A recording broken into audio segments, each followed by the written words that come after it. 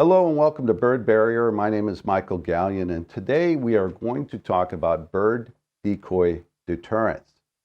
5 things that you should know about these type of devices if you have a bird problem. Number 1, a deterrent like this is not meant to solve the problem on its own. It needs to be used with other deterrent systems or strategies.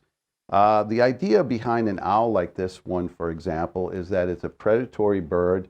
And for the pest birds like pigeons or sparrows, they are frightened when they see a decoy like this.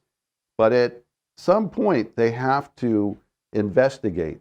And therefore, for this decoy to appear to be real, the decoys have to be moved around.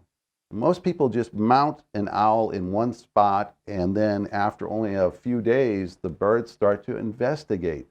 And when they realize that this is not a real threat to their flock, then they just come back. And therefore, number 3, they acclimate.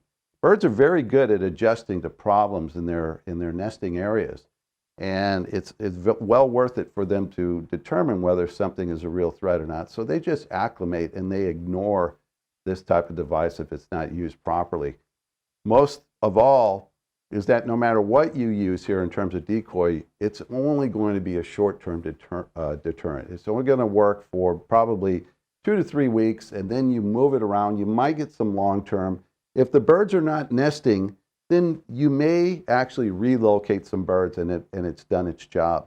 At that point, the decoy should be taken down and then brought back into the scene later if birds reappear. It needs to act like a real predator, in other words.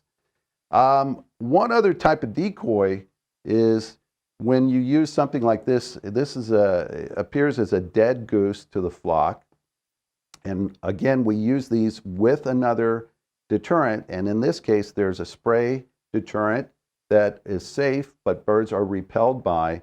And if we spray the grass and we put out a dead goose, the flock of geese is frightened. They think that there's something wrong with the entire area, and therefore they'll stay away. And this is much more effective use of this type of decoy.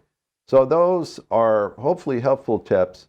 5 things you should know about decoy deterrents.